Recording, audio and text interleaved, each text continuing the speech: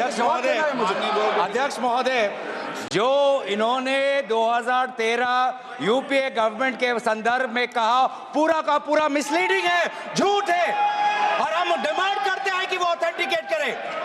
हम डिमांड करते हैं ऑथेंटिकेट करें। इसीलिए बार बार इन्होंने आरोप लगाए, बार बार इन्होंने भ्रम फैलाया। आप इसीलिए हम भी अपनी बात रखेंगे, कृपया आप भी सुनने का धैर्य रखिए। अध्यक्ष महोदय, मेरा भी सौभाग्य है कि पिछले सदन में मैं अयोध्या राम मंदिर पर अपने पार्टी का मैंने अपना व्यू, अपने पक्ष रखा, और आज वक्फ संशोधन 2025 पर अपनी दल का और विपक्ष की तरफ से अपना पक्ष रखा, और अयोध्या राम मंदिर में भी और आज के वक्फ के संशोधन में भी मेरा एक ही मार्गदर्शक है, वो है भारत का संविधान।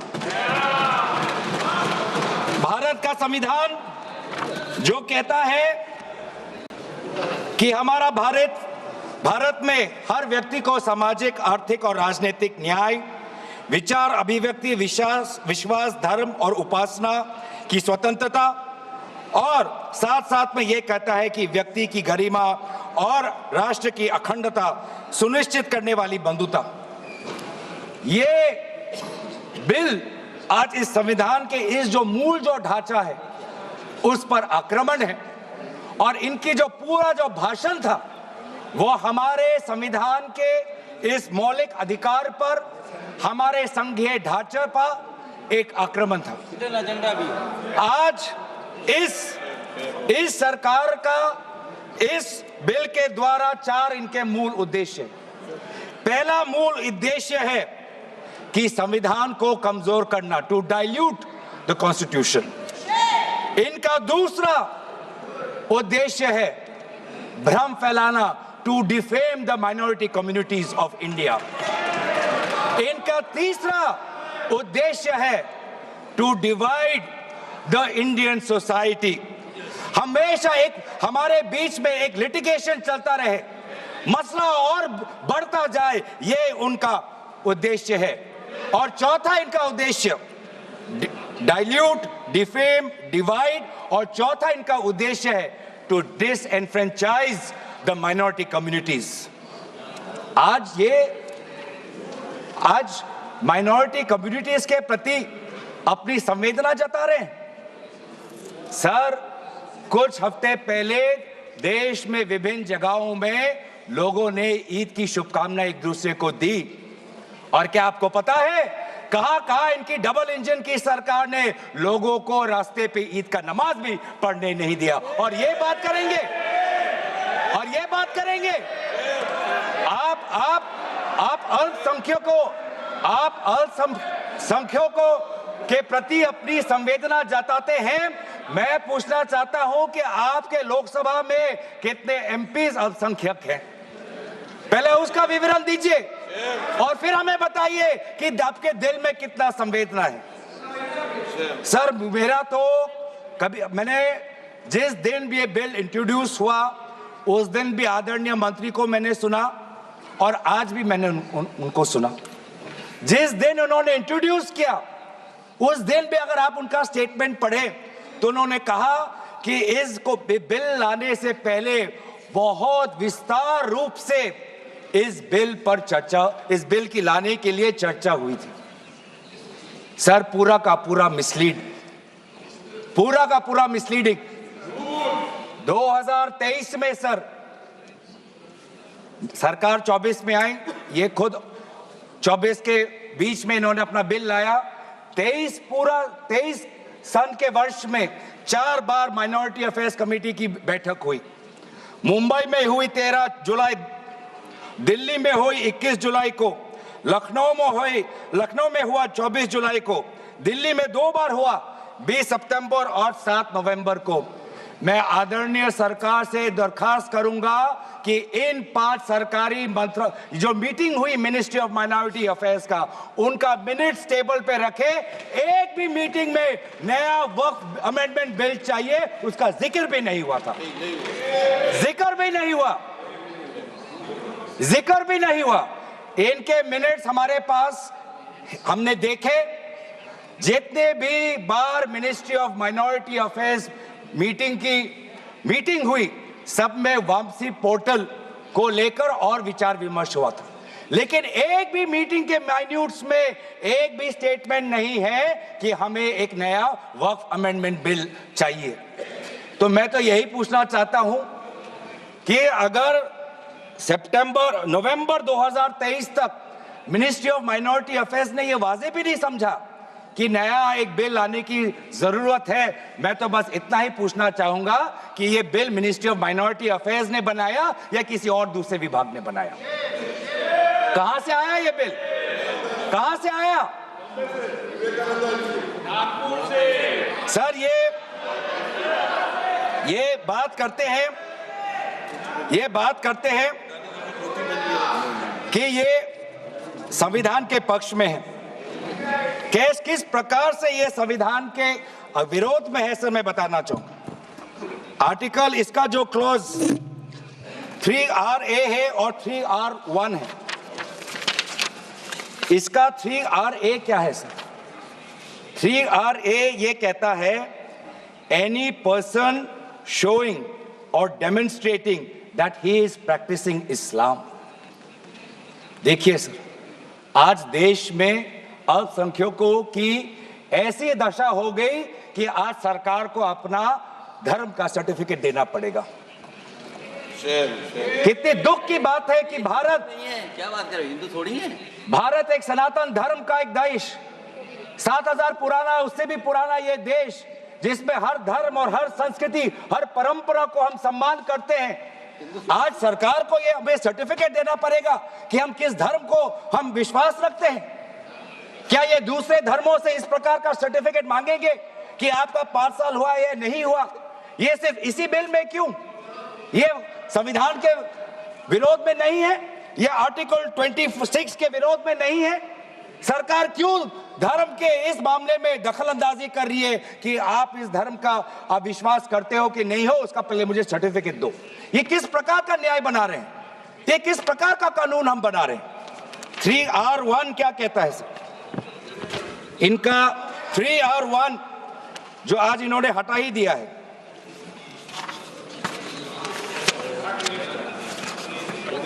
R1 कहता है a waqf by user, but such waqf shall not cease to be a waqf by reason only of the user having ceased, irrespective of the period of such cession। ये इसके हटाने की क्या जरूरत थी सर? ये हमारा बार बार विभिन्न जजमेंट के द्वारा ये पूरा वक्फ बाय यूजर और इसके बारे में विभिन्न जजमेंट आए सर। मैं जजमेंट पढ़ना चाहूंगा। M Siddique, Ram Janmabhoomi, Muslim law does not require an express declaration of a waqf in every case. The dedication resulting in a waqf may also be reasonably inferred from the facts and circumstances of a case or from the conduct of the waqif। तो ये बार बार ये सब विभिन्न judgement के द्वारा वक्फ और ये जो पूरी इनकी जो परंपरा है, विभिन्न जजमेंट ने ताकत दी, और आज यही विभिन्न क्लॉजेस के द्वारा जजमेंट्स को भी और हाईकोर्ट के ताकत को भी ये कमजोर कर रही है। सर पहले वक्फ क्या है ये भी हमें समझना चाहिए। Waqf means the permanent dedication by any person of any movable or immovable property for any purpose recognized by the Muslim law as pious, religious, charitable। Sir आज ये क्या कहना चाहते हैं कि वही व्यक्ति जो प्रैक्टिसिंग इस्लाम कर रहा है 5 साल के लिए वही आ सकता है, जो इनका 3RA है, और जो सेक्शन 104 था, आज इन्होंने सेक्शन 104 हटाने के पक्ष में कहा, लेकिन सेक्शन 104 यही कहता है कि कोई भी व्यक्ति वक्फ कर सकता है। तो यही तो हमारा सेक्युलर नेचर है कि कोई भी व्यक्ति अब वक्फ कर सकता है। अब ये जो अधिकार है एक व्यक्ति का, आप उस अधिकार को आप क्यों छीन रहे हो? सिर्फ ऑप्टिक्स सर, इनको बाहर दिखाना है कि हम ये बहुत बड़ा काम कर रहे हैं। क्या इन्होंने कहा कि क्लॉज 9C में ये कहते हैं कि 2 महिला को हम ये इंक्लूजन कर रहे हैं? ये पहले भी था सर। अगर आप 1995 एक्ट पढ़े तो ये पहले भी था उसमें यह भी था कि 2 से ज्यादा सदस्य महिला हो सकती थी। इन्होंने तो 2 पे ही कैप कर दिया। ये पहले से ही था, ये सिर्फ दिखावा। और इनका 3 और 4 में जो ये विशेष रूप से विडो, डिवोर्स वुमन और ऑर्फन की बात करते हैं, ये पहले भी था सर। ये पहले भी जो 3R है जिसमें वेलफेयर की उल्लेख है, उस वेलफेयर एंड अदर पर्पसेस में window, divorce woman and orphan पहले से ही उसमें समा जाता है। लेकिन इनको भ्रम फैलाना है कि वर्तमान का जो एक्ट है वो महिलाओं के खिलाफ है। इनको भ्रम फैलाना है कि वर्तमान में महिलाओं को कोई भूमिका नहीं मिलती, ये इनका काम है। लेकिन कानून में सर पहले से ही ये सारे प्रावधान है, वो चाहे किसी विधवा का संरक्षण हो या महिलाओं को और समर्थन देना हो। सर रिफॉर्म की बात करते हैं, सर इनका क्लॉज 33 में जो रेवेन्यू आना चाहिए वो रेवेन्यू उन्होंने घटा दिया। पहले 7% का एक रेवेन्यू फॉर वक्फ बोर्ड आता था, आज इन्होंने 5% कर दिया, गिरा दिया। क्यों गिराया? क्या आप नहीं चाहते कि वक्फ बोर्ड और अच्छी तरीके से चले? आप नहीं चाहते कि उसमें नई टेक्नोलॉजी आए? अगर कहीं खामियां हुई भी है, माना कि कोई भी कानून इस देश का, कोई भी कानून परफेक्ट नहीं है, माना कहीं कहीं प्रदेशों में खामियां हैं, वो चाहे केरल में हो, आंध्रा में हो, कर्नाटक में हो, पंजाब में हो, दिल्ली में हो, लेकिन सर आप चाहते हैं कि वो वक्फ बोर्ड, वक्फ ट्राइब्यूनल और अच्छी तरीके से चले, और ये चाहते हैं कि वक्फ बोर्ड वो और कमजोर हो, और इसीलिए जो रेवेन्यू वाला क्लॉज है 7% से 5% इन्होंने घटा दिया। मेरा सुझाव, हमारे तरफ से ये सुझाव है कि 7% से 5% घटाने के बजाय आप 7% से 11% और इस रेवेन्यू को और इंक्रीज करिए। आज ये बात करते हैं कि ये रिफॉर्म्स ला रहे हैं। क्लॉज 26 पढ़िए sir, section 52A, section 52 clause 26। Clause 26 में क्या लिखा है? In section 52A of the Principal Act, in subsection 1, for the words rigorous imprisonment, the words imprisonment shall be substituted.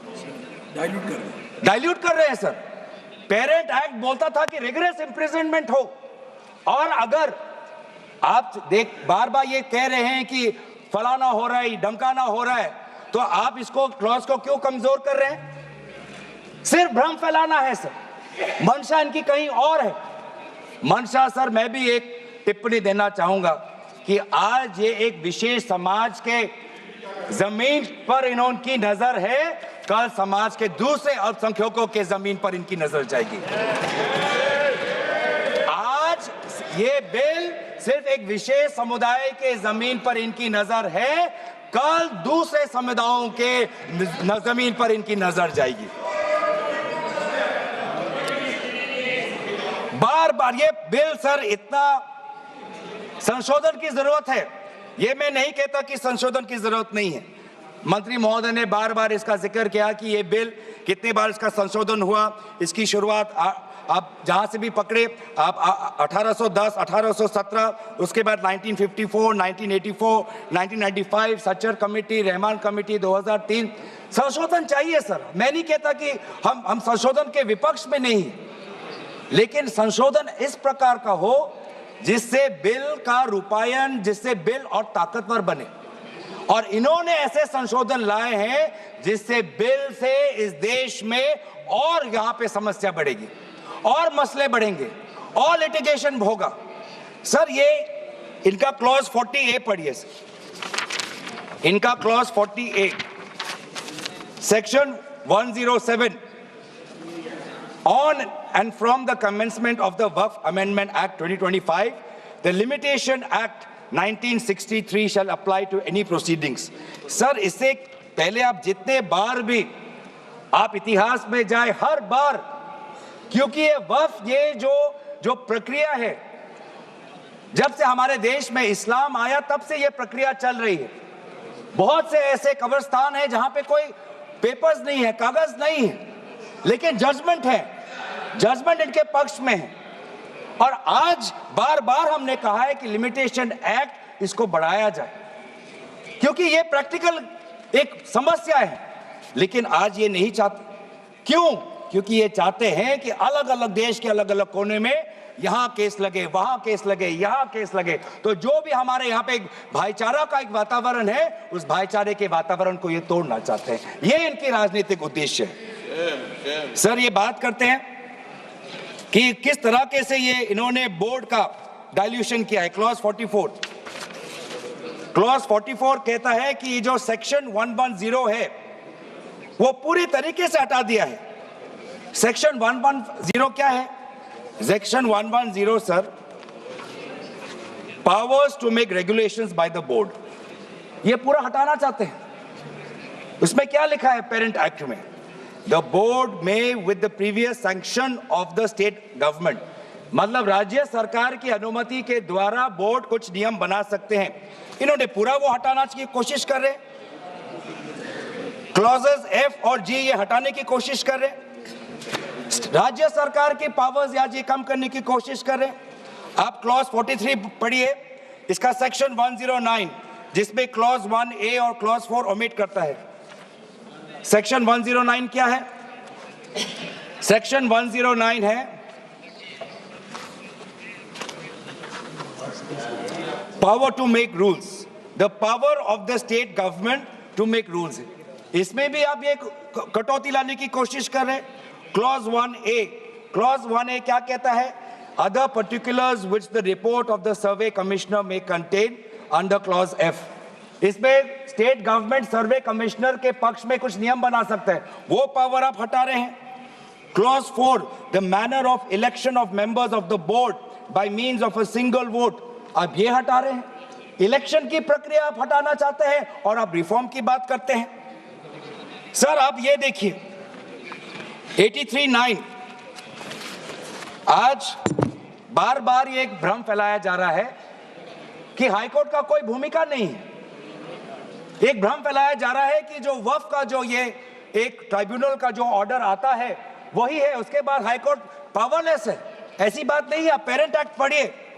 आप पेरेंट एक्ट में अगर सेक्शन 83 पढ़ेंगे, पेरेंट एक्ट में section 83(9) उसके बाद क्या लिखा गया है?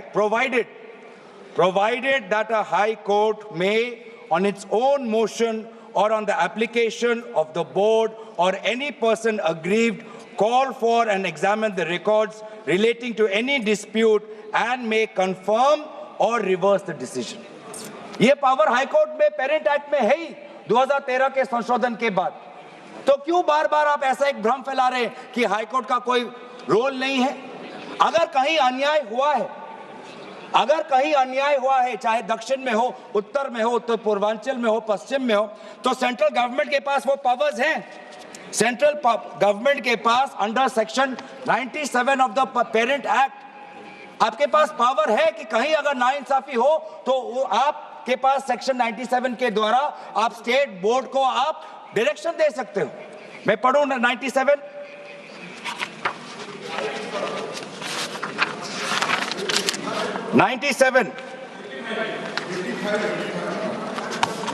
directions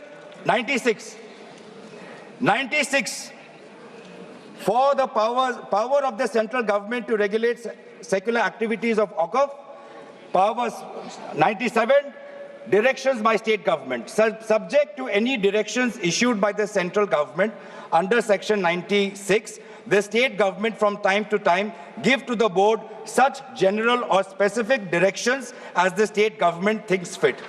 मैं जानना चाहूंगा, आपके बहुत जगह आपकी डबल इंजन की सरकार है, बहुत जगह आपकी डबल इंजन की सरकार है, कहीं कहीं आपकी सहयोगी दल की भी सरकार है। आपने पिछले 10 साल में कितने बार इस सेक्शन 97 का आपने इसका इस्तेमाल किया? कहीं भी आप अगर नाइंसाफी हुआ तो कितने बार आपने सेक्शन 97 का आपने इस्तेमाल किया? उसका बोलिए, फिर जाके बोलिए कि ये जो पेरेंट एक्ट है ये कमजोर एक्ट है। पूरी ताकत दी हुई है, अगर कहीं गलती हुई है, कहीं सुधारना है, हमारी संवेदना है, वो चाहे केरला में मवम की बात हो, संवेदना है हमारी, पर आपके पास भी वो ताकत है। आपने कितने बार इस ताकत को आजमाया? सर, आज आप देखिए कितनी दुख की बात है। सेक्शन 64 क्लॉज 29 64 ये एक्ट सर क्या लिखा है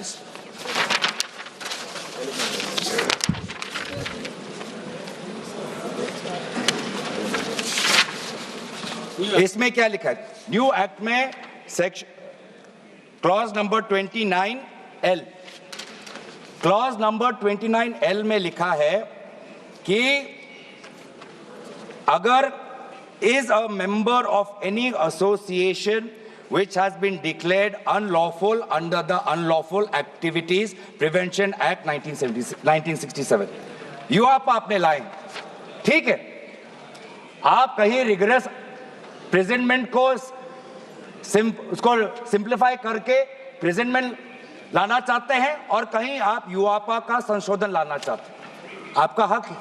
आप बस हमें इतना बताएं कि और कौन से स्टेट बोर्ड या और कौन से धार्मिक बोर्ड में आपने ये यूआपा का प्रोविजन आप लाने वाले हैं, या सिर्फ ये इसी बिल में है, या सिर्फ इसी बिल में है या दूसरे में भी जो चैरिटेबल एक्ट्स हैं विभिन्न धर्मों के विभिन्न स्टेट्स के, क्या उसमें भी यूआपा एक्ट आएगा या सिर्फ इसमें?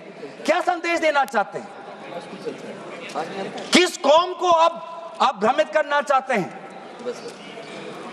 बार बार उस कौम को जिसने भारत की स्वतंत्रता की लड़ाई लड़ी है, उस कौम को जिसने 1857 में उन्होंने मंगल पांडे के साथ उन्होंने अपनी शहादत दी, आप उस कौम पर आप दाग लगाना चाहते हैं जिसमें लगभग 2 लाख उलेमा शहीद हुए, आप उस कौम पर दाग लगाना चाहते हैं जिन्होंने भारत छोड़ो आंदोलन में हमारा साथ दिया, आप उस कौम पर आप दाग लगाना चाहते हैं जिन्होंने 6 अप्रैल 1930 में दांडी मार्च का सपोर्ट किया, आप उस कौम पर आप दाग लगाना चाहते हैं जिन्होंने 1926 में ब्रिटिश के डिवाइड एंड रूल को खंडन किया, आप उस कौम पर आप दाग लगाना चाहते हैं जिन्होंने मौलाना हुसैन अहमद मदानी ने 1924 में कंप्लीट इंडिपेंडेंस की मांग की।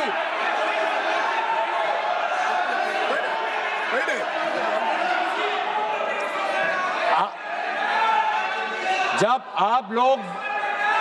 आप लोग भारत छोड़ो आंदोलन का समर्थन नहीं कर रहे थे, उस कौम ने भारत छोड़ो आंदोलन का समर्थन किया।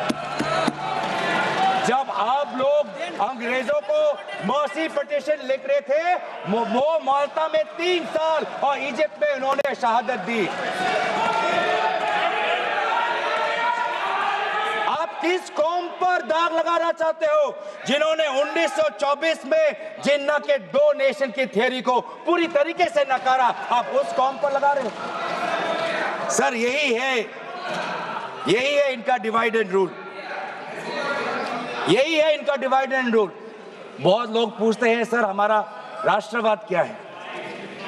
सर हमारा राष्ट्रवाद, nationalism for us is being United in our shared love for our Bharat Mata and the mutual respect for her culture, language, dress, food and religion. It is the love for our national flag, the Tiringa, जिसकी सम्मान आपने नहीं की थी. It is the sacrifice of the Indian freedom movement, जिसमें आपने भाग नहीं लिया. It is our thirst for knowledge to seek excellence with limited resources, to be creative, to have the courage, to acknowledge the injustice of the past and have the wisdom to build new bridges. ये है हमारा राष्ट्रवाद और ये राष्ट्रवाद आज हमारे संविधान में उल्लेखित है। तो सर बार बार ये सरकार कहती है ये माइनॉरिटीज के पक्ष में है, लेकिन जब अमेरिका से माइनॉरिटी कमीशन का रिपोर्ट आता है कि माइनॉरिटीज के साथ नाइंसाफी होती है तो इनको दुख होता है। जब यूएस का रिलीजियस कमीशन का रिपोर्ट आता है तब इनको दुख होता है। सर बार बार ये जो ऑप्टिक्स की बात कर रहे हैं, ये क्लॉज 42 सेक्शन 108A इन्होंने डिलीट कर दिया है। ये कहते हैं कि कैसे ओवरराइडिंग प्रिंसिपल कैसे आ सकता है?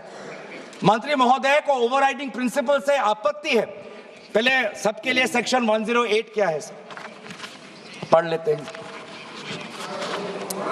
आपके लिए भी है, हम तो जेपीसी में थे।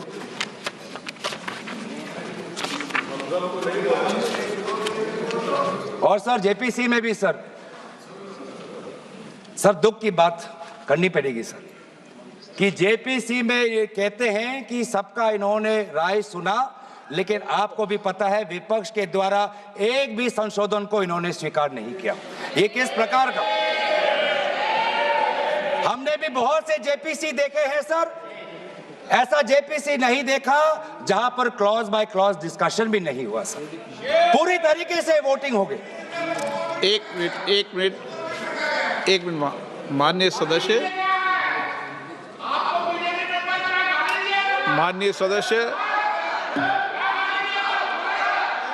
सदस्य इतना ध्यान रखें कि जेपीसी भी संसद का भाग होती है, इसलिए उसका भी ध्यान रखें। सर इन्होंने जेपीसी की बात की, अगर इन्होंने ये नहीं करते कि जेपीसी में बहुत विस्तार रूप से चर्चा हुआ तो मैं भी नहीं करता। इन्होंने उल्लेख किया, इसलिए मैं करना चाहता हूं। इन्होंने उल्लेख किया कि बहुत से लोग आए जेपीसी में सर, ऐसे भी लोग आए जिनको वक्फ को लेकर उनका कोई जानकारी भी नहीं थी, कोई जानकारी नहीं थी सर, ऐसे भी आए सर। जेपीसी के मुद्दे हम बार हमने स्पीकर को चिट्ठी के द्वारा अवगत किया है, इसलिए हम उठा रहे हैं सर। इसमें 108A ये हटाना चाहते हैं जिसमें power to have overriding effect, लेकिन ये जो प्रिंसिपल है ओवरराइडिंग का सर, ये आज भी विभिन्न स्टेट एक्ट्स में ये है। तेलंगाना के एक्ट में आज भी ओवरराइडिंग प्रिंसिपल है, तमिलनाडु के एक्ट में आज भी ये ओवरराइडिंग प्रिंसिपल है, आज भी आरटीआई एक्ट में, इंफॉर्मेशन टेक्नोलॉजी एक्ट में 2000 में, नालसा जैसे यूनिवर्सिटी में ये ओवरराइडिंग प्रिंसिपल है। तो इसीलिए आपको सिर्फ यहां पर आपको ओवरराइडिंग प्रिंसिपल से आपको मुश्किल है, लेकिन जो दूसरे एक्ट्स में जो ओवरराइडिंग प्रिंसिपल है सेक्शन 108A के द्वारा सिमिलर प्रोविजंस है, उसमें आपको तकलीफ नहीं है सर। मैं भी अपने जैसे इन्होंने हमारे कुछ दोस्तों को सलाह दी, मैं भी इनके कुछ दोस्तों को सलाह देना चाहता हूं सर। क्लॉज 40A सेक्शन 107 जो लिमिटेशन एक्ट जो हटाया गया है सर, आंध्र प्रदेश के एक्ट में ये लिमिटेशन एक्ट ऐसा ही एक लॉ है जैसे पेरेंट एक्ट में है।